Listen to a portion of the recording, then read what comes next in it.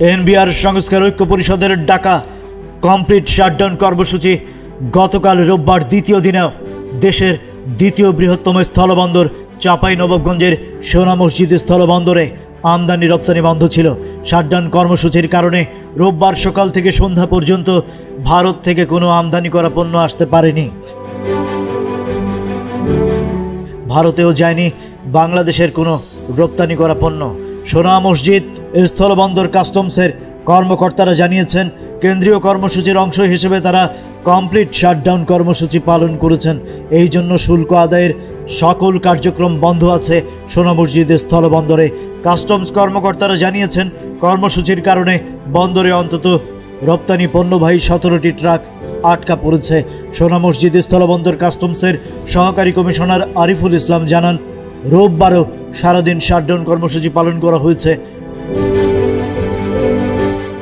সোনা মসজিদ স্থলবন্দর পরিচালনাকারী প্রতিষ্ঠান পানামা পোর্ট লিংক লিমিটেডের ব্যবস্থাপক মাইনুল ইসলাম জানান, কর্মসূচির কারণে আমদানি রপ্তানি একেবারেই বন্ধ হয়ে গেছে।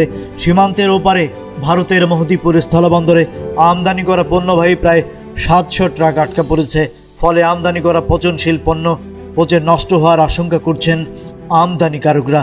এই 2 দিনের শাটডাউন কর্মসূচির কারণে সরকার প্রায় 3 কোটি টাকার রাজস্ব থেকে বঞ্চিত হয়েছে।